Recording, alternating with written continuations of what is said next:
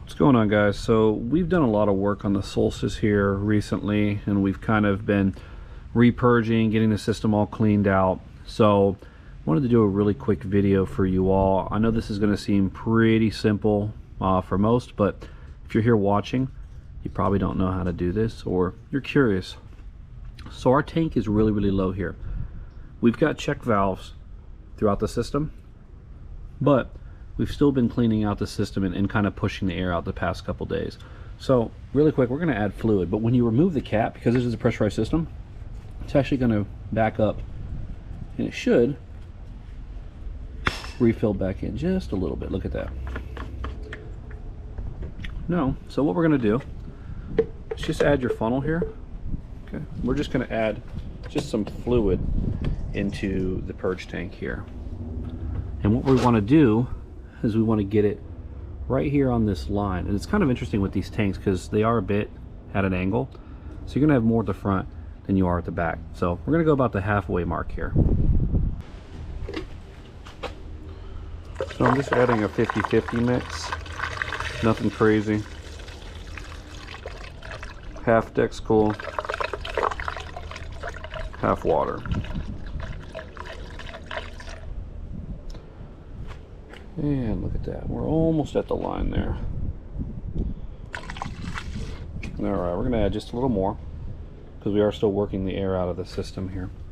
So as you can see here, we've added the fluid. We're at the halfway mark. So we're just going to simply add the cap back. Right on, make sure it's nice and tight. This is a brand new purge tank, a brand new cap, all GM. And we're going to go ahead and get it warmed up. And that's all you got to do to add fluid to these tanks. Alright, gearheads, so we've added the fluid. We're back in the car. And this is from the GM book itself. So you're going to want to go ahead and start the car. And then you're going to want to push down on the gas pedal. Make sure it's in park. You're going to want to take it to 2,000 to 2,500 RPM. And you're going to want to sit here for 3 minutes.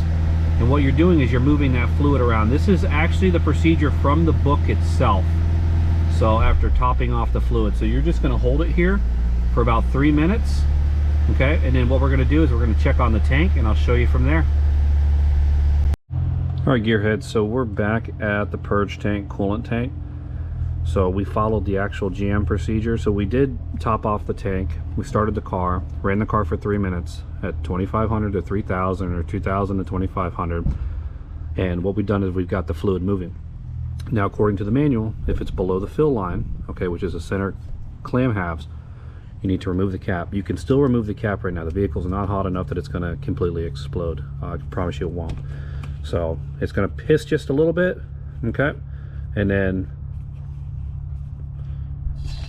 see, just like that, okay, and then you're going to remove the cap, and then you would essentially just top it off, and you can see that air actually coming back out of the line there.